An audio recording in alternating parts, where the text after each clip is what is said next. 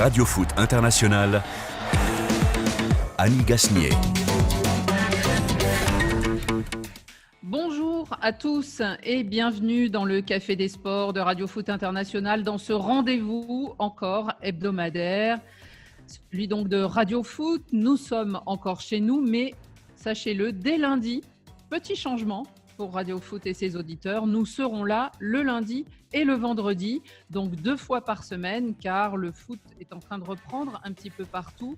Un autre changement important, et là il faudra vous y habituer, nous changeons d'heure, ce sera désormais à 16h10 en temps universel et non plus à 15h10. Pour ce qui est de la rediffusion, elle restera à 21h10 en temps universel. Aujourd'hui, nous sommes là donc comme chaque semaine par le son et par l'image, ainsi que sur la chaîne Facebook, vous pouvez nous regarder, et sur la chaîne YouTube de RFI, vous pouvez nous suivre ensuite. L'émission du jour avec nos stars du vendredi, Xavier Barré et Rémi Ngono, qui sont là tous les deux. Bonjour messieurs. Bonjour Annie, bonjour à tous. Bonjour Annie, bonjour à tous les auditeurs et un salut particulier à toutes les téléspectatrices qui, je crois très bien, vont m'envoyer les demandes d'amitié inbox. Ah, elles vont aimer votre look, veste en cuir, j'imagine, cher Rémi. Bonjour Alejandro Valente, cher Rémi. Bonjour Annie, et bonjour à tous. Tout va bien? Tout va bien. Philippe Doucet nous rejoindra dans le cours de cette émission. Et puis, il y a tous ceux qui ne sont pas là, que vous ne voyez pas, mais qui sont fidèles au poste. David Finzel et Pierre Guérin pour m'aider à la préparation de l'émission. Et puis, Laurent Salerno et Swell Kedir, nos réalisateurs audio et vidéo. Alors, dans les débats du jour, les amis, je vous propose d'abord la FIFA tolérante envers des gestes à caractère politique sur les terrains de foot. Est-ce surprenant de l'avoir prôné le bon sens? Est-ce un gros coup de com' ou la porte ouverte aussi à un engrenage d'hommages sur les terrains? Bref, changement ou simple cas isolé, nous en parlerons. 2 buteurs qui restent en Ligue 1, l'Argentin Mauro Icardi et le Camerounais Karl Toko Ekambi continueront à jouer la saison prochaine pour le PSG et pour l'OL. Leurs prêts ont été transformés en achats. Bon coup, bonne formule que ces prêts, surtout en ces temps post-confinement, nous en parlerons aussi. Et puis, le football revient partout en Europe, au Portugal, en Espagne, en Première Ligue d'Angleterre et en Italie. Un air de reprise qui flotte sur le foot européen. Il y aura nos cartons, un peu de musique et nous continuons. Radio Foot, c'est parti.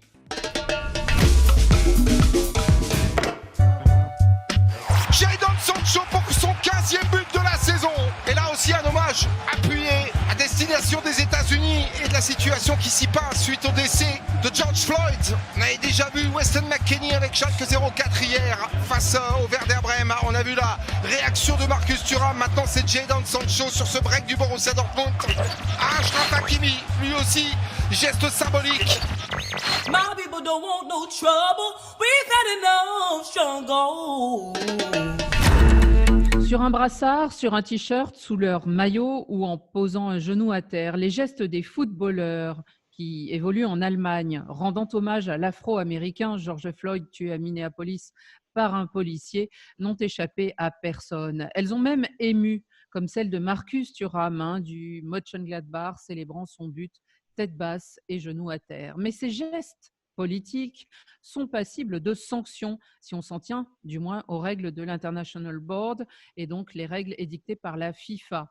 Moins peut-être, on y viendra, celui de Marcos Thuram, mais en tout cas, Sancho et ses camarades peuvent être punis. La commission d'éthique de la fédération allemande l'a d'ailleurs reconnu, elle doit se saisir du cas. Et pourtant, le président de cette même fédération s'est déclaré fier des joueurs qui ont manifesté leur compassion. Et la FIFA, par la bouche de Gianni Infantino, a cette semaine appelé au bon sens, à des applaudissements au lieu des sanctions, alors qu'on a déjà vu des joueurs sanctionnés, et même sanctionnés, c'était plus grave, lorsqu'ils étaient insultés par des cris qu'ils ne supportaient plus et des injures racistes contre eux. Est-ce que c'est un coup de com' de la FIFA, Alejandro Valente? Je pense que c'est plutôt le constat qu'il aurait été difficile à la FIFA aujourd'hui de s'opposer à ces genres de manifestations. Je pense que la FIFA a une politique qui est habituellement très claire, qui est d'éviter que les terrains de football deviennent une tribune politique. Il y a un petit peu un côté gênant dans cette acceptation, mais d'un autre côté, l'émotion était telle et la sincérité, je pense, de beaucoup de ces hommages l'était également. Il était difficile dans les contextes actuels où le football est fragilisé quand même par cette épidémie, d'ajouter encore un motif de polémique alors que les compétitions reprennent difficilement. Donc je pense que la FIFA a fait le bon choix et que la fédération allemande a suivi ses recommandations en se montrant tout à fait modérée et donc en évitant de prononcer des sanctions. Cela dit, il faudra voir si tout cela ne se traduit pas à l'avenir par une multitude de manifestations de toutes sortes qu'il sera beaucoup plus difficile d'encadrer du moment qu'on a ouvert cette porte. Rémi Ngono, est-ce que c'est aussi le fait que ça vienne des États-Unis, qui est ce prisme et toutes ces manifestations aux États-Unis avec des échos en Europe, voire ailleurs, qui fait que la FIFA est devenue un petit peu plus compréhensive ou tolérante? Justement, vous avez déjà répondu à la question avant de me la poser même. Parce que vous vous rendez compte, c'est comme si le monde entier découvrait qu'il y a des violences policières contre des Noirs, et d'autant plus qu'on en voit presque chaque fois ici, mais il n'y a pas eu cela. Et en même temps, ça me permet aujourd'hui de stratifier qu'il y a deux catégories de Noirs également. Les Noirs américains, ça indigne beaucoup plus que les Noirs directement africains qui peuvent être ailleurs. Parce que lorsqu'on essaie de regarder cela, ça indigné et ça indigne tout le monde. Oui, les violences policières sur les Noirs, sauf que George Floyd n'était pas un footballeur, même si aujourd'hui la polémique se ramène dans les stades de football, mais on a déjà vu des footballeurs qui ont subi des sévices, d'autres qui ont même été tués, mais je n'ai pas vu la FIFA. Je vous prends par exemple, ce n'est pas seulement un racisme des Blancs contre les Noirs, mais je peux même encore vous prendre dans le continent africain. C'est-à-dire que vous avez Albert Ebossé qui se fait sauvagement assassiné. Justement, en Afrique, il est un joueur des JS Kabylie. Ça se passe bel et bien en 2014, en Algérie, en pleine Algérie, en 2014. Est-ce que les footballeurs se sont levés pour crier à l'indignation? Est-ce que le monde entier s'est levé pour crier? Il avait reçu des pierres dans le tunnel en sortant du stade. Voilà, vous vous rendez compte qu'il a été abattu comme un animal. La FIFA, qu'a-t-elle fait? Aujourd'hui, quelqu'un qui n'est même pas dans le monde du football, la FIFA, le monde entier s'élève. Alors, à partir de cet instant, je me trouve dans l'obligation, moi, en tant que Noir africain, de me poser des questions. Qu'est-ce que nous valons réellement lorsque je sais qu'en même temps, le problème d'Adama Traoré, dans les mêmes conditions, en France, lui aussi qui a été asphyxié, lui aussi qui a été étranglé par les gendarmes français, je n'ai pas vu l'indignation à travers le monde entier. Donc, à partir de cet instant, j'ai dit, je ne peux pas accepter ce deux poids, deux mesures. Lorsqu'il s'agit des Américains, c'est toujours les plus forts. Tout le monde court vers eux. Lorsque c'est des petits Africains, eh bien, c'est quelques petits sauvageons incultes qui sont dans une bourse, ça ne peut pas prendre. Et c'est la même chose avec les dirigeants africains. On ne peut pas tout mélanger, Rémi. Ce sont des choses. Les dirigeants africains s'indignent quand ça vient des États-Unis. Ils s'indignent quand ça vient d'une grande puissance. Mais ils ne s'indignent pas lorsqu'il s'agit de ressortissants africains eux-mêmes. On n'a pas beaucoup entendu leur indignation, d'ailleurs, comme Rémi. On a entendu l'indignation de gens individuellement, voire de l'Union africaine, mais c'est vrai qu'on n'a pas non plus trop entendu les Africains sur ce thème. Xavier Barret, qu'est-ce que vous en pensez de cette peut-être autorisation, disons, parce qu'après, on peut se dire, il y a d'autres causes qui sont aussi justes que celle de George Floyd ou, par exemple, de Ebossé dont parlait Rémi, et dont finalement, on va devoir tolérer, je ne sais pas, des messages contre le massacre des Tutsis ou quoi. Est-ce que c'est aussi un peu la boîte de Pandore, alors que la FIFA a toujours fait attention de séparer sport et politique?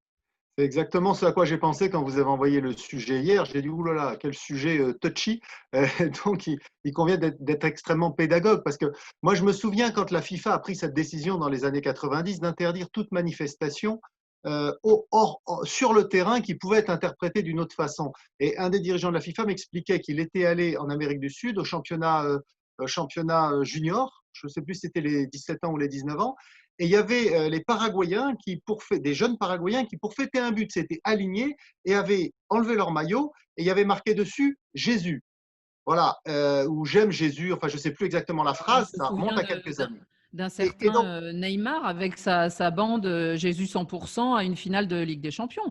voilà, mais donc ça, c'est le genre de choses. Il me disait, tu comprends, nous, la FIFA, on ne peut pas accepter ce genre de choses, que ce soit un message religieux, que ce soit un message politique ou que ce soit un message commercial. Imaginez effectivement que les joueurs enlèvent leur maillot avec des t-shirts Pepsi-Cola parce qu'ils étaient sponsorisés par Pepsi, alors que la FIFA a un accord avec Coca-Cola. Donc, du coup, la FIFA a pris la décision de tout interdire.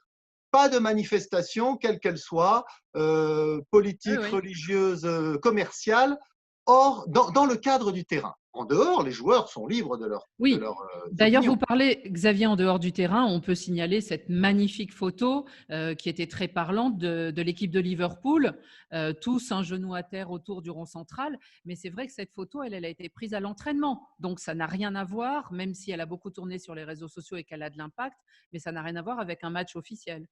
Absolument. Donc là, en dehors du terrain, effectivement, les joueurs sont libres de manifester leurs opinions, leur prise de position, et c'est très bien qu'ils en aient, ce qui n'est pas toujours le cas. Voilà. Donc maintenant, dans le cadre du jeu, la FIFA, jusqu'à présent, voulait que le produit soit parfait. Et là, c'est un peu inhabituel ce qui vient de se dire et de se dire par la bouche de Gianni Infantino, son président. Alors, est-ce qu'il a des choses à se faire pardonner vis-à-vis de certaines populations? Je ne sais pas. Moi, je crains effectivement qu'il ouvre la boîte de Pandore. La cause est juste, mais à partir de ce moment-là, on va dire oui, mais pour George Floyd, c'est bon. Et comme le disait Rémi Ngono très justement, pourquoi pas pour Ebossé, pourquoi pas pour machin, et pourquoi pas pour un tel, et pourquoi pas pour un tel? À ce moment-là, on ne s'en sort plus. Donc, il faut voir quelles vont être les suites. Je pense que dans ces cas-là, les institutions ont intérêt effectivement à organiser elles-mêmes l'hommage. C'est pas sans risque d'ailleurs. On l'avait vu notamment quand il y avait eu les attentats djihadistes en France. La Marseillaise avait été jouée sur beaucoup de terrains dans le monde en hommage à Paris, ville martyre. Et puis on sait qu'elle avait été sifflée notamment en Turquie ou en Arabie Saoudite.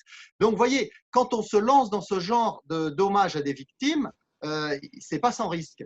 Donc je pense que l'intérêt des institutions pour cadrer l'hommage, le combat qui est légitime, c'est de le limiter dans le temps. Peut-être, alors la période n'y s'y prête pas parce qu'effectivement, ça ne joue pas partout, mais il faut, je pense, limiter l'hommage à George Floyd à quelques jours, quelques semaines, parce que sinon, après, on va rentrer dans un enchaînement qui risque d'être difficile à contrôler. Juste une petite question que j'ai réservée pour vous, Alejandro Valente. Gianni Infantino, est-ce qu'il a changé? Parce que par exemple, là, il y a une prise de position assez claire. On se souvient, enfin nous, on s'en souvient, peut-être que lui s'en souvient déjà plus, mais pendant le confinement, il avait eu cette phrase où il promettait, où il disait en tout cas que ça serait intéressant d'alléger les calendriers des joueurs, alors qu'on sait qu'il avait plutôt une tendance à faire le contraire. Est-ce qu'il y a un changement de la part du dirigeant de la FIFA ou c'est juste il s'adapte au moment? Mais je pense que tout le monde essaye de s'adapter un peu aux circonstances très particulières qu'on est en train de vivre. Le fait que les calendriers sont trop chargés en ce moment, alors que le retour du football se fait difficilement et que tout le monde se pose des questions sur des compétitions à venir, c'est évident qu'il faut y réfléchir et qu'il faut essayer d'éviter toute dérive. Dans ces cas d'hommage à Floyd, évidemment, c'est aussi quelque chose des circonstances. La FIFA, comme le disait Xavier, n'a aucun intérêt à faire des terrains de football un théâtre où la surenchère et la compétition dans les hommages risquent de nuire à l'image du sport. Donc, mais aujourd'hui, la situation est telle et le football est si fragilisé de cette épidémie, qui n'est d'ailleurs pas terminée encore, que la FIFA essaye d'éviter les motifs ou les sujets des discordes. Ouais. Essaye d'avoir un discours plutôt mobilisateur et plutôt positif. Xavier Barré, j'aurais voulu que vous me détailliez justement pourquoi, dans ce cas des hommages, le geste est si fort de Thuram échappait d'une certaine façon à la commission, même si apparemment il n'y aura aucune sanction. Parce que la façon qu'il l'utilise pour fêter ce but n'entrave aucun règlement. Il reste sur le terrain, il n'enlève pas son maillot, il n'y a pas d'insulte, il y a juste un hommage. Donc je ne vois pas en quoi il pourrait être sanctionné pour ça. Donc c'est d'ailleurs entre guillemets l'intelligence de cet hommage, c'est que on le fait avec une forme alors il y a la systématisation, mais il y a surtout se mettre ce genou à terre. Ça a d'ailleurs déjà été utilisé aux États-Unis par d'autres champions dans d'autres disciplines, notamment dans le football américain.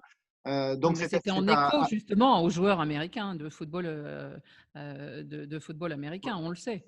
Oui, non, mais c'était juste la distinction, effectivement. Et ce qu'on peut se dire, pour terminer, c'est que peut-être que Marcus Thuram est le digne fils de son papa qui, on le sait, a une fondation et qui s'attaque au racisme.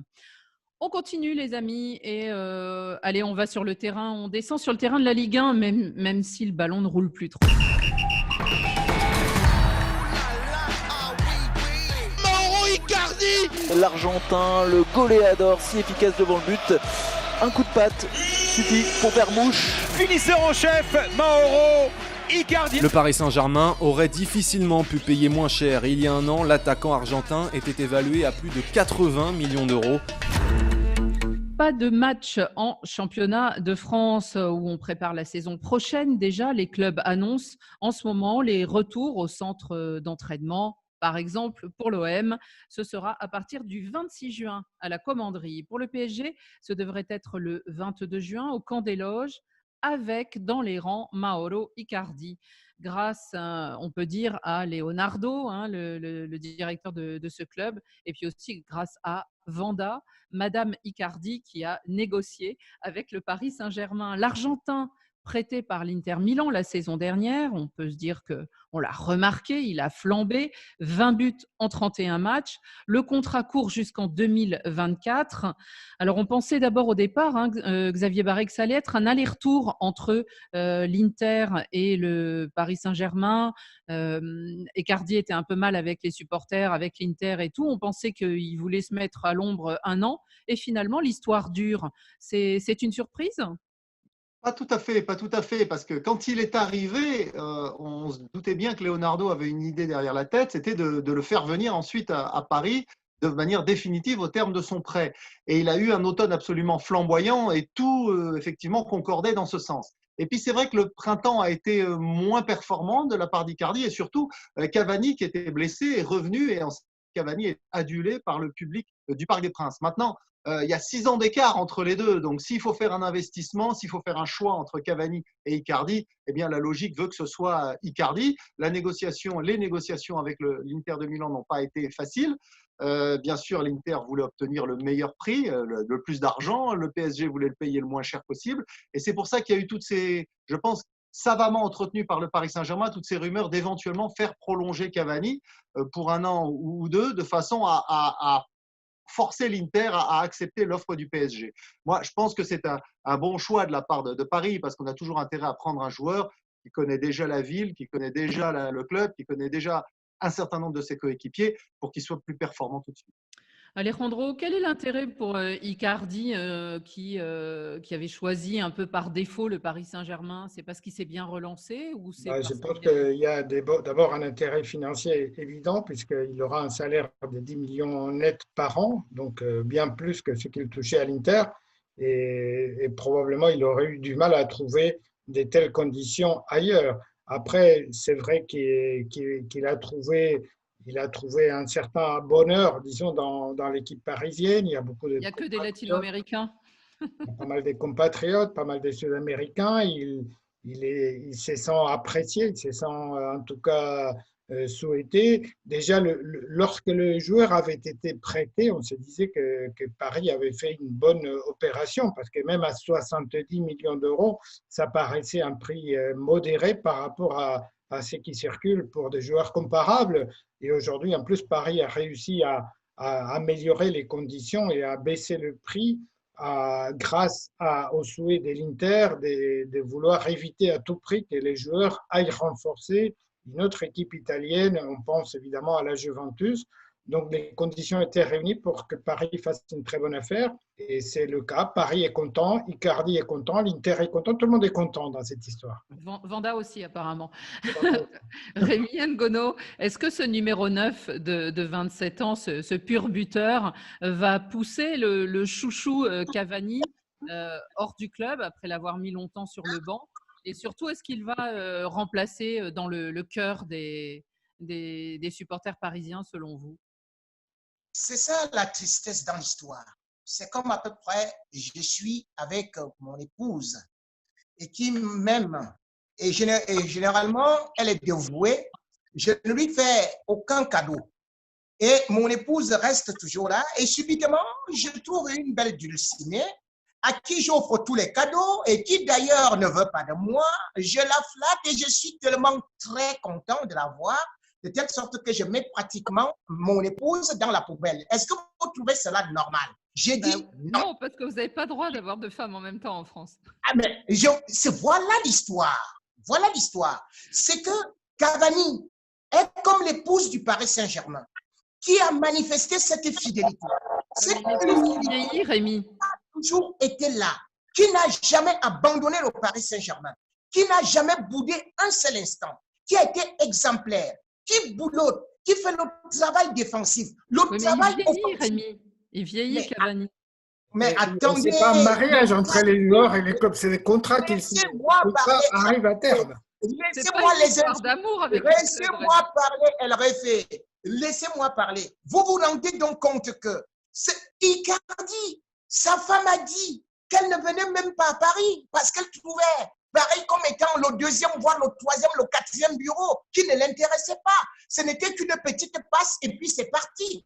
Maintenant, il y a une belle offre, c'est-à-dire de l'argent, à peu près comme justement les femmes carriéristes, matérialistes qui viennent auprès de vous, non pas parce qu'elles vous aiment, mais parce qu'elles aiment votre pognon. Voilà l'histoire de Paris avec Icardi. Voilà l'histoire de l'ingratitude envers un type qu'on appelle Cavani, qui était bel et bien performant, qui faisait tout et tout, qui n'en a pas bénéficié. Aujourd'hui, quand vous me demandez, est-ce que, bien évidemment, Cavani va partir? Non seulement Paris ne lui a pas demandé d'aller rebondir ailleurs, comme justement quand vous répudiez une femme, vous dites, allez, vous allez peut-être avoir quelqu'un d'autre qui sera séduit par vos talents. Non, mais il est en fin de contrat, Cavani. Non, mais attends, ça fait 4 minutes qu'on t'écoute là. Même s'il est sous contrat, j'ai dit aujourd'hui, lorsque vous regardez l'histoire de Cavani avec Paris, c'est exactement, lorsqu'on regarde entre Cavani et Icardi qui arrive et qui récolte tout aujourd'hui, et il y a un proverbe africain qui dit, l'esclave sème et c'est le maître qui récolte. Icardi est le maître et Cavani est l'esclave. Il faut arrêter un peu parce que c'est des esclaves grassement payés. Non, mais il y a quand même quelque chose d'assez extraordinaire. C'est la façon dont Rémi Ngono se contredit en permanence. Il y a quelques mois, sur ce même plateau, dans cette même émission, il disait que le Barça avait fait une erreur en gardant le vieux Messi face à Neymar, en laissant partir Neymar. Et aujourd'hui, il nous dit que le PSG fait une erreur parce qu'il n'a pas gardé le vieux Cavani et qu'il a pris le jeune Icardi. Donc, il faut être un peu cohérent, monsieur Ngono. Vous confondez Messi. Vous prenez Messi pour Icardi. Bravo. Vous comparez Messi. Non, je parle de l'âge des joueurs. Je parle de l'âge des joueurs. Mais bon, parfois, on peut se tromper. Il faut confiner Rémi, parce que là, ça ne va pas du tout, Rémi. Hein. Il faut vraiment que vous preniez l'air. Alors, je vais vous rendre ça. En tout cas, le recrutement est donc celui de Mauro Icardi et on verra si Cavani arrive à rester ou pas. Il y a un autre joueur, et c'est à Lyon, qui lui vient d'être recruté. Oh, le bon ballon, il n'y a pas de position de hors-jeu. Le ballon écarté pour Karl Toko Ekambi. Le but pour l'instant est validé. Karl Toko Ekambi, buteur.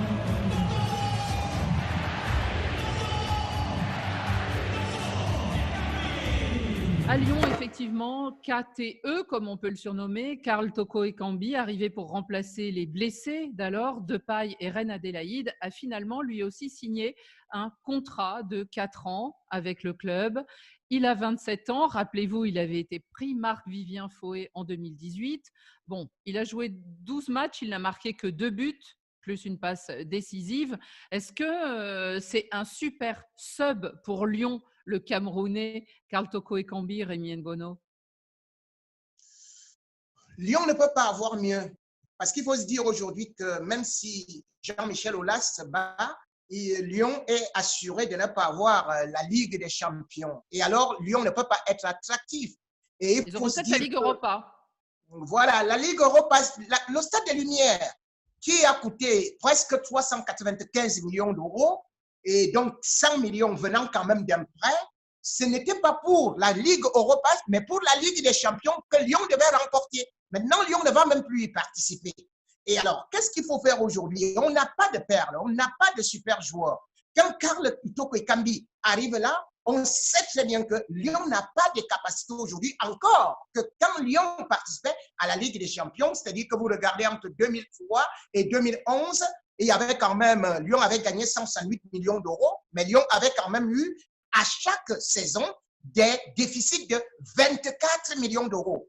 Karl Toko Ekambi aujourd'hui ne coûte pas hyper cher. Lyon ne peut pas beaucoup recruter. Lyon aujourd'hui est presque un club anonyme, un club moyen de Ligue 1 qui n'est plus une grande pointure. Donc, avoir Karl Toko Ekambi qui de surcroît a quand même cette couronne de RFI. Ah mais attendez, rien que pour ça, Lyon a fait la meilleure affaire d'avoir le meilleur joueur africain désigné par RFI. Voilà, c'est Lyon qui gagne. Est-ce que Lyon gagne, Alejandro et Xavier? Alejandro?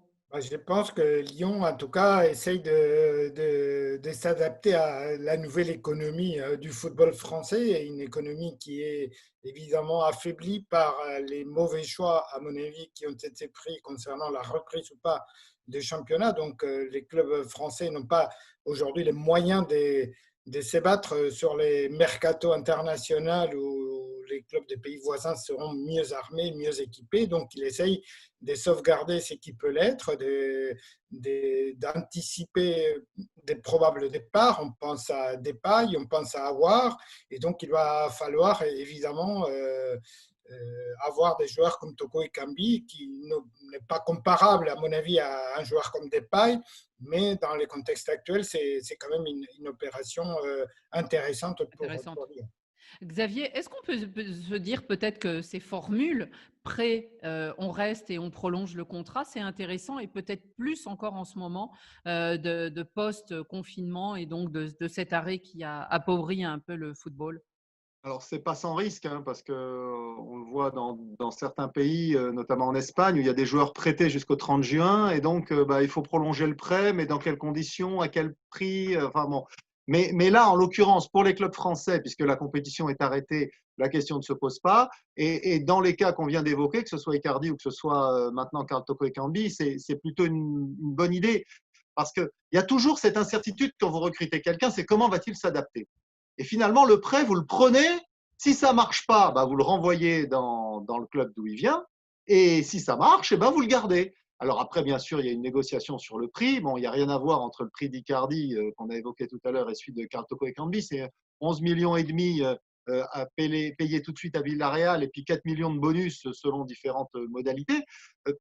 Vu où en est Lyon aujourd'hui, comme disait El Jefe, c'est la bonne pioche parce qu'ils vont devoir vendre de toute façon pour équilibrer les comptes. Donc, ils risquent de perdre Memphis Depay, peut-être Moussa Dembélé, peut-être également Oussem Aouar. Donc, ils ont besoin de joueurs et Karl Toko Ekambi s'est bien acclimaté à Lyon. Il a pas beaucoup marqué, effectivement, mais il n'a pas beaucoup joué non plus, puisque la saison a été arrêtée, la demi-saison qu'il accomplissait a été arrêtée dès la mi-mars. Donc, moi, je trouve que c'est vraiment une bonne pioche de la part de l'OL.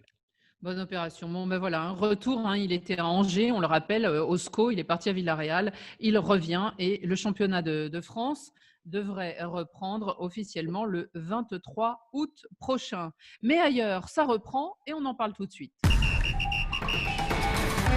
Tries it forward, Vardy, in will go Jamie Vardy, from the goalkeeper, it's got to be, he's missed it, still Vardy, goal! Gol di Immobile al minuto numero 29, Lazio 3. Sigue Messi, parte Messi!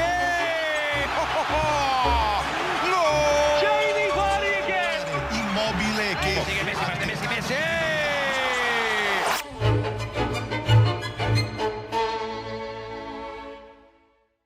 Dans cette partie de l'émission, nous accueillons un nouveau venu aujourd'hui dans nos débats et c'est Philippe Doucet, notre ami de Canal+. Bonjour, monsieur Philippe. Bonjour Madame Annie. Vous allez bien, Philippe? Mais oui, parfaitement bien. Est-ce que vous décolérez de temps en temps? Parce que si nos auditeurs internautes vous regardent sur nos vidéos que vous nous postez sur la page Facebook de l'émission, on se dit que c'est un homme en colère, Philippe Doucet, en ce moment. Bah, je n'aime pas qu'on attaque la Ligue 1, qui est un championnat qui n'est pas naturellement parmi les grands et qui a beaucoup bossé pour arriver à un niveau à peu près correct, un niveau européen à peu près correct, et le mettre en danger comme ça pour des erreurs. C'est des erreurs de méthode. C'est ça, ce qui m'exaspère, c'est l'illogisme. C'est-à-dire la logique, c'était évidemment d'attendre. Or, d'attendre, de voir, et puis s'il fallait ne pas reprendre, ben on ne reprenait pas, mais au moins attendre de voir et avoir la latitude au moins de regarder ce que font nos voisins, qui ne sont pas plus bêtes que nous, on n'est pas plus intelligents que tout le monde, on n'est pas en position de donner des leçons, on n'est pas des leçons politiques, morales ou autres. Je pense qu'on avait toutes les raisons d'attendre, de voir, et puis on aurait pris la décision en connaissance de cause, et je constate que malheureusement, toutes les craintes qu'on avait depuis le fameux 28 avril se réalise, c'est-à-dire c'est le pire des scénarios, entre guillemets, sur le plan humain, c'est le meilleur des scénarios puisque le football reprend un peu partout. Et sur le plan de français, par contre, c'est le pire des scénarios, c'est-à-dire qu'on va être les seuls à ne pas reprendre. Oui, et d'ailleurs, on persiste et on signe apparemment, puisque la ministre et tout le monde dit qu'il n'y a pas de problème. Bon, en tout cas, les dates ailleurs en Europe sont connues. Les matchs vont reprendre dans les grands championnats européens, les autres, à nous, après tout un mois d'arrêt. Alors, on a eu la Bundesliga qui a commencé il y a quelques semaines. La D1 portugaise commence ce week-end. Ça a commencé mercredi d'ailleurs. Viendra la Liga Espagnola le 11 juin avec un fameux derby sévillan FC Séville-Bétis, la Première Ligue le 17 juin et l'Italie le 20 juin. Alors, messieurs les Anglais, ne tirez pas les premiers puisque vous ne jouerez pas les premiers, mais on va commencer quand même par l'Angleterre et son fameux championnat, la Première Ligue si populaire dans le monde. Un pays qui compte en Europe le plus de victimes, hein, Philippe, 39 700 victimes de ce Covid, de ce coronavirus. Certains matchs, d'ailleurs, on le découvre dans la presse anglaise ces temps-ci, auraient d'ailleurs malheureusement provoqué des décès directement avec les mélanges de supporters. Malgré tout, ça va reprendre. Les Anglais n'auront finalement dans les jambes, les joueurs, que 3 semaines d'entraînement. Est-ce que l'intensité, la fameuse intensité de la Première Ligue va en pâtir, Philippe? On a l'exemple de l'Allemagne où ça a commencé un peu mou du genou, il faut être honnête. Les 2 premières journées étaient des vraies 2 premières journées, c'est-à-dire un petit peu comme en début de championnat, comme on y est habitué en été. Et puis là, je continue de regarder la Bundesliga, je ne sais pas vous, mais moi je continue de regarder. Et très honnêtement, depuis le 3e match, je trouve qu'on a du vrai football avec des équipes, des joueurs qui sont maintenant à l'aise, qui retrouvent toutes leurs habitudes à la fois physiques mais aussi techniques, parce que ce qu'on peut redouter évidemment dans ces cas-là, c'est que si le physique n'est pas au rendez-vous, la technique en souffre et l'ensemble du niveau en souffre. Or, la Bundesliga a montré l'exemple, en 2-3 journées, tout était rentré dans l'ordre et on voit maintenant du bon football, à la nuance évidemment en près très importante qu'il n'y a pas de public dans le stade et que c'est évidemment pas pareil, ça on en convient. Dans cette journée qui sera donc jouée en Angleterre à la mi-juin, on aura notamment un derby de la Mersey, comme on dit, c'est-à-dire le derby entre les 2 clubs de Liverpool, les Reds et Everton. Philippe, et je vous poserai la question à chacun, bien sûr, est-ce qu'on peut imaginer qu'avec 25 points d'avance, Liverpool perdrait cette année ce fameux titre qu'elle attend depuis si longtemps? Philippe. Alors, bon, c'est vrai que quelque part, c'est un nouveau championnat qui commence. C'est-à-dire, on est tellement loin de la dernière journée qu'on pourrait imaginer que des équipes ne retrouvent pas le même rythme qu'avant. Mais de là à perdre 25 points d'avance, là, franchement, ça supposerait que Liverpool ne gagne plus un match d'ici la fin de championnat. C'est évidemment totalement fantaisiste. Liverpool sera sacré dans 1-2 journées, comme il le mérite. Du reste, je n'ai jamais même compris le fameux débat réglementaire. Est-ce qu'il serait titré si le championnat s'arrêtait ? Franchement, ça aurait été absurde. Tout le monde aurait eu en tête de toute façon que Liverpool avait été le club de cette année de Première Ligue, tout naturellement. Xavier, on se souvient, l'année dernière, ils avaient quand même eu jusqu'à 8 points d'avance, et ça s'était mal terminé, un point derrière Manchester City. Mais peut-être que là aussi, cet arrêt, alors involontaire, Jürgen Klopp a dit c'est la première fois qu'on s'arrête aussi longtemps depuis que nous tous, on est footballeurs. Mais malgré tout, est-ce que ça peut servir les effectifs, et notamment le sien? On se souvient qu'ils étaient un peu fatigués, les Reds, juste avant la pause forcée. Oui, parce qu'ils avaient été éliminés de la Ligue des Champions par l'Atlético, en s'inclinant d'ailleurs à Anfield. Donc, effectivement, il y avait une, en Ligue des Champions, il y avait une accumulation des événements qui fait que les Reds avaient peut-être un petit peu de mal à tenir la distance. Donc là, ils ont pu recharger les accus largement. Moi, je ne les vois pas laisser filer ce titre avec non seulement 25 points d'avance, mais en plus, en s'étant refait la santé comme ça a été le cas pendant toute cette période de coupure. Et puis, on sent que les joueurs qui pouvaient être un peu saturés à la sortie de l'hiver, là, ils ont vraiment envie de jouer. Il y a eu d'ailleurs ces enquêtes réalisées par le syndicat des joueurs auprès d'un certain nombre de joueurs où on dit voilà, ils sont au bord de la dépression parce qu'ils ne jouent pas. Donc là, on va leur demander de jouer tous les 3 jours, ce qui pour les Anglais n'est pas franchement nouveau, puisqu'au cœur de la saison, avec l'enchaînement des compétitions, ils jouent tous les 3 jours. Alejandro ? Je pense qu'effectivement, comme l'a dit Philippe, c'est un nouveau championnat qui commence. Mais et le suspense se déplace derrière Liverpool. On a vu en Allemagne que, par exemple, dans ces championnats à huis clos, le fait de jouer à domicile ne constitue pas vraiment un avantage. C'est une donnée qui peut avoir son importance. Après, comment les équipes auront vécu ces confinements, il y a des équipes qui l'ont sûrement mieux vécu que d'autres, et on trouvera peut-être des nouvelles hiérarchies qui vont se mettre en place. On ne le sait pas, mais quand on a 25 points d'avance, de toute façon, quelles que soient les données nouvelles qui peuvent intervenir, les jeux sont faits. Rémi, est-ce que vous regarderez ce championnat anglais à huis clos, malgré le manque de spectacle dans les tribunes? À Anfield, là, on ne chantera plus pendant quelques temps « You'll never walk alone ». En tant que journaliste sportif, j'ai cette obligation. Autrement dit, comment est-ce que je viendrai édifier et discuter contre Xavier Barret, qui va bien évidemment profiter du fait que je n'ai pas vu un match pour venir m'inventer ces statistiques. Sauf qu'aujourd'hui, on constate une seule chose, c'est qu'en France, il y a le Paris Saint-Germain et les autres. En Angleterre, il y a Liverpool. Il n'y a plus le Paris Saint-Germain en France.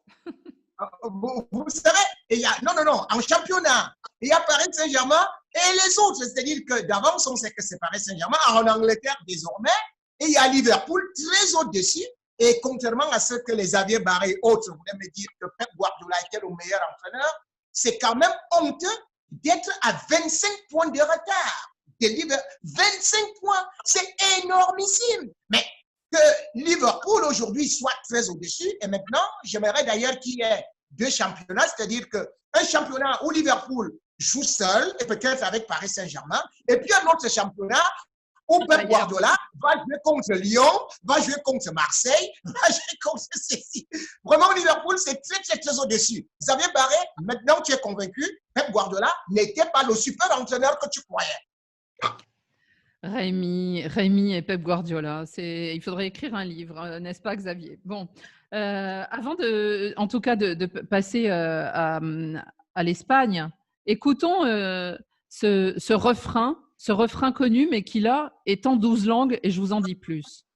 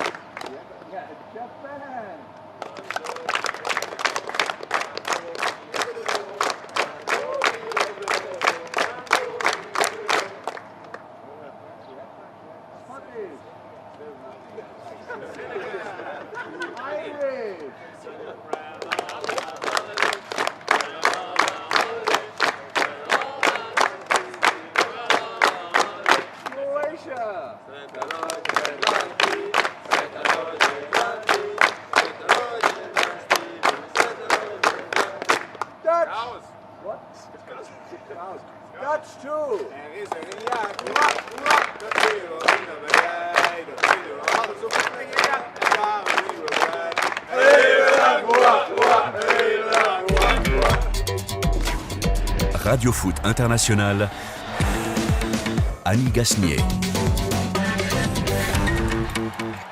En Espagne, l'Espagne, elle aussi violemment touchée avec ses 27 000 victimes. La Liga va reprendre. Alors là, le suspense demeure entier, un mano à mano. 2 points séparent le Barça et le Real. Alejandro Valente, est-ce que le Barça a déjà gagné ? Pas du tout, non, c'est trop serré pour pouvoir affirmer une chose pareille. Barcelone, c'est vrai qu'il a l'habitude de gagner les Ligas, mais cette année, ça a été plus compliqué. D'ailleurs, il a perdu il y a quelques temps, juste avant l'interruption face au Real Madrid, c'était le 1er mars, et il a perdu le Classico, mais il a quand même ses 2 points d'avance. Et là, c'est tout un mystère parce que comme en Angleterre, on ne sait pas comment les équipes vont se retrouver après cet arrêt. Je pense que pour le Barça, c'était plutôt bénéfique car Barcelone avait quelques joueurs blessés, dont Luis Suarez qui aujourd'hui peut rejouer. On sentait que certains joueurs avaient souffert d'une préparation mal réalisée en début de saison. Aujourd'hui, les Messi et compagnie sont en pleine forme physique. On peut espérer que dans ces conditions, Barcelone va pouvoir conserver son avantage. Mais le Real Madrid n'a pas dit son dernier mot. Donc, je pense qu'on va avoir une fin de saison tout à fait passionnante. Je pense que Rémi n'a pas dit son dernier mot. Rémi Ngono, le Real de Zizou, avec un handicap, c'est Luka Jovic qui a son talon cassé, n'est-ce pas ? Je m'en souviens, vous nous en avez parlé là quelques jours. Est-ce que le Real peut… On sait que c'est un peu le but de cette saison pour cette équipe du Real qui collectionnait les Ligues des Champions ces derniers temps. Est-ce que le Real a les armes pour dépasser le Barça de Messi ? Oui, beaucoup d'armes, et contrairement à ce que Alejandro nous fait croire que Messi a toutes les capacités physiques, aujourd'hui il a un peu la capacité de la vieillesse, et aussi il faut savoir qu'il a été laissé au repos parce qu'il ne se sentait pas super bien. C'est vrai que le club est en train de communiquer actuellement que c'était juste par précaution. Donc ce n'est plus le Messi qu'on pouvait croire qu'il est capable lui seul de pouvoir tenir aujourd'hui le Barça et gagner tout. La preuve, c'est que lorsque vous constatez que jusqu'à présent, ça se joue comme mano à mano, alors que le Real est privé, par exemple, d'un Cristiano Ronaldo qui est parti à la Juve, ça démontre aujourd'hui que… Cristiano Ronaldo, il a un an et demi.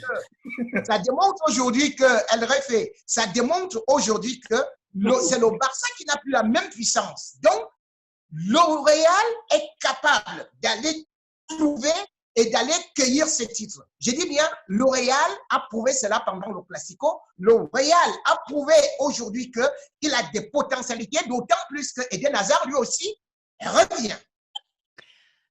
Messieurs, faites les arbitres, Xavier Barret, Philippe Doucet. Xavier, dans ce mano à mano, hein, ils ont beaucoup d'avance sur Séville, ces deux clubs, qui pourrait, selon vous, gagner ce championnat espagnol?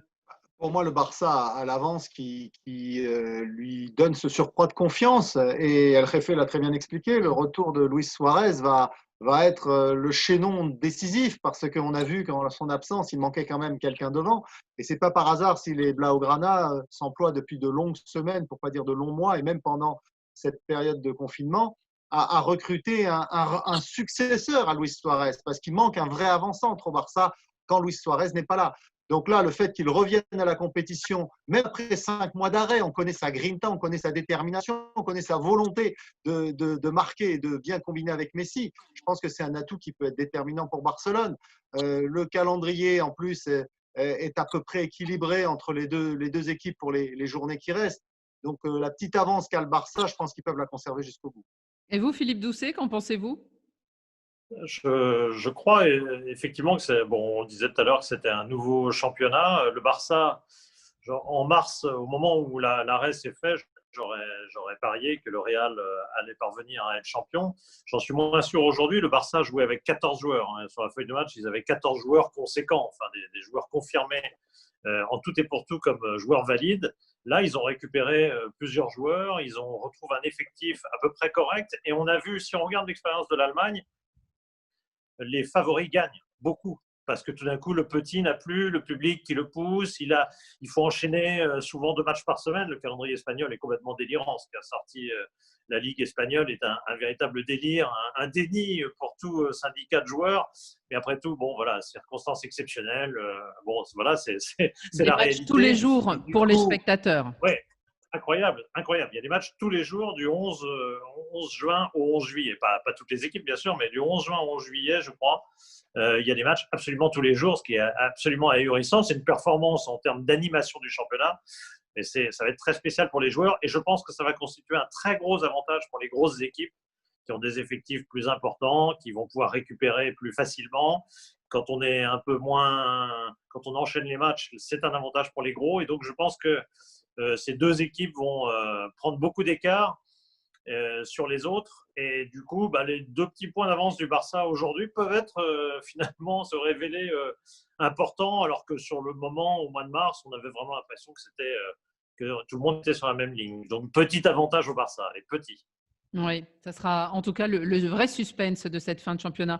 Alejandro Valente, juste pour clore ce sujet, on a des défis qui ont été lancés ou qui peuvent être lancés à Messi. Il pourrait battre un record et faire plus de 900 matchs en tant que professionnel. Il pourrait aussi battre un record, c'est celui de Pelé et le nombre de buts marqués par un buteur, donc pour un même championnat et dans un même championnat pour une même équipe, à savoir Pelé et ses 643 buts. Il en manque 16 à Messi. C'est possible avant la fin de la Liga? C'est tout à fait possible. Je pense même que Messi n'a pas renoncé à son soulier d'or, alors qu'il a aujourd'hui 10 buts de retard par rapport à Robert Lewandowski, avec, je crois, 9 matchs à jouer pour le Polonais et 11 matchs à jouer pour lui. C'est le genre de défi qu'un joueur comme Messi peut apprécier. Donc, je pense qu'avec lui, tout est toujours possible. Et même, j'étais assez étonné de découvrir un Messi très philosophe à l'issue de ces confinements, parlant de la vie, d'un football qui ne sera plus jamais le même et d'une vie qui ne sera plus jamais la même. On sent dans l'air du temps. Messi et c'est un vrai plaisir de le retrouver sur le terrain.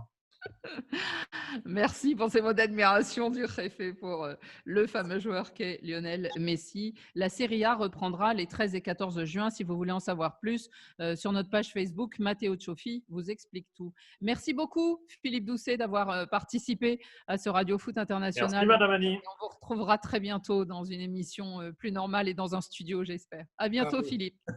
Merci. Et face à face. Ce sera un plaisir. Exactement. Carton jaune. Un carton là. Qui sort un carton jaune. Ouh là là là là, carton rouge. Carton rouge. Dans la confusion. Carton vert. Extraordinaire. Rien à dire. Vos cartons de la semaine, les amis. Allez, Rémi Ngono, puisque vous n'avez pas pu répondre sur Messi, mais je vous promets, on refera un débat à ce sujet. À qui mettez-vous un carton et de quelle couleur cette semaine? Carton jaune aux anciens coéquipiers de Didier Drogba en sélection. Avec tout ce que ce monsieur a fait au regard de son agent et surtout de son programme pour la Fédération ivoirienne de football, lui qui a été avec ses compagnons, qui a toujours été humble, il aurait été souhaitable, exactement comme mes collègues de Radio Foot International, qu'on me soutienne au jour où j'irai me présenter à une élection, mais que non! Qu'est-ce qu'on va voir? On va voir des gens se dresser comme El Refe, comme Xavier Barré, qui vont me dire que barrer la route à Rémi Ngono. C'est ce que je suis en train de voir au niveau de la Fédération ivoirienne de football actuellement. Au lieu de porter ce programme de Didier Drogba qui a été exemplaire, qui a une bonne image sur le plan international, mais qu'est-ce qu'on voit? Ses coéquipiers sont en train de saccager son projet. Ses coéquipiers sont en train de désherber tout en sous ses pieds pour qu'il échoue. Comme le dit un proverbe africain, le poisson vit dans l'eau, mais c'est avec l'eau qu'on cuit également le poisson. Xavier Barré. Moi, je vais donner un carton vert, en fait, sous forme d'hommage à l'AJ Auxerre et au président Hamel, qui est décédé cette semaine.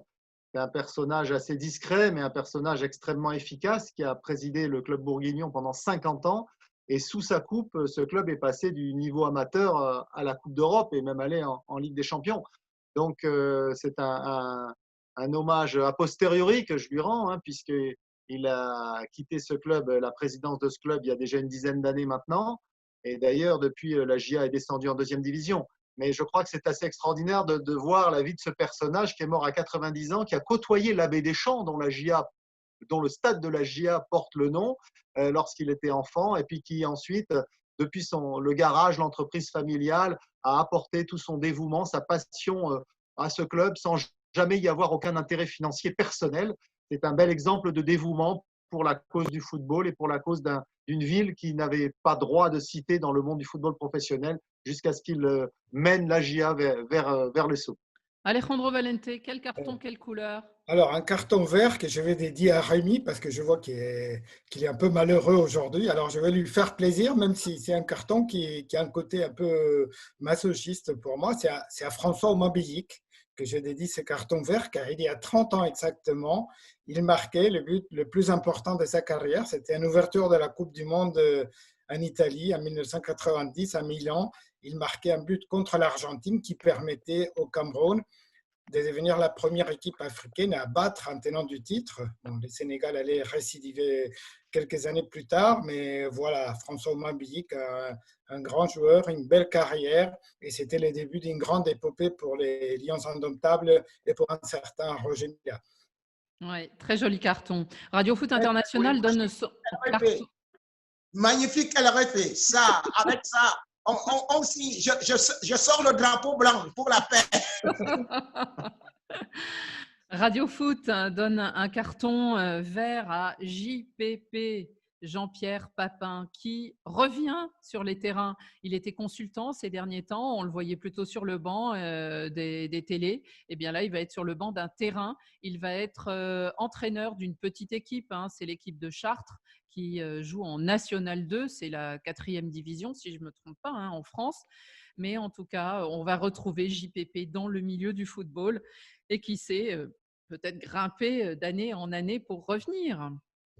C'est la fin de ce Radio Foot International. Merci beaucoup, messieurs. N'oubliez pas aussi sur notre page Facebook, il y a une très belle interview de Rai, le capitaine Rai, le Brésilien du Paris Saint-Germain, qui nous parle de sa fondation et qui nous parle aussi de football. Et on se quitte en musique alors que les joueurs de la D1 portugaise ont un message destiné au personnel soignant sur leur maillot pour ce week-end de reprise. Eh bien, il y a le collectif 236. La semaine dernière, on avait le 242. Là, c'est le 236. Le 236, c'est la République centrafricaine, un groupe de rap Oka. Et ils nous chantent, eh bien, Covid, notre combat. On se quitte en musique avec donc de la musique africaine. Merci Et à lundi, n'oubliez pas, lundi, 16h10 en temps universel. Merci à tous. Merci Xavier, Rémi et El Jefe. Ciao. Collectif 236. Yeah, yeah. Docteur Cécile, dans les bars. Hey. Let's go.